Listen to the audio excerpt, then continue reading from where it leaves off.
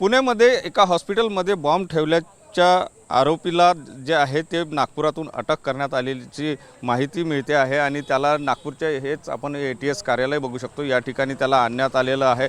राठोड असं नाव असल्याची प्राथमिक माहिती जी आहे तीच समोर येते आहे आणि महत्त्वाचं जर आपण बघितलं तर बॉम्ब प्रकरणामध्ये लागणारं काही रॉ मटेरियल यांनी पुरवलं असल्याची माहिती ATSला मिळाली होती आणि त्याचमुळे जे आहेत ते ATS त्याच्या मागावर होते आणि नागपूरला तो येत असल्याची माहिती मिळाल्यानंतर त्याला अटक केलेली आहे आणि आता त्याची चौकशी जी आहे ती ATS कार्यालयामध्ये केली जात असल्याचं पाहायला मिळते आहे। नागपूरचं हे ATS कार्यालय आहे। या ठिकाणी आरोपीची चौकशी जी आहे ते ATSकडून केली जात असल्याची माहिती सकाळच्या वेळेला नागपूर रेल्वे स्थानकावर त्याला अटक करण्यात आलेली आहे, ताब्यात घेण्यात आलेलं आहे आणि त्यानंतर या ठिकाणी चौकशी जी आहे ती केली जात आहे। म्हणजे पुण्यामध्ये जो बॉम्ब ठेवण्याचा प्रकार घडलेला होता त्यातील जो हा आरोपी आहे, आता या चौकशीमध्ये नेमकं काय पुढे येते, त्याने मटेरियलच पोहोचवण्यामध्ये त्याचा सहभाग होता की आणखी काय होतं हे आता चौकशी ती पुढे येणार आहे।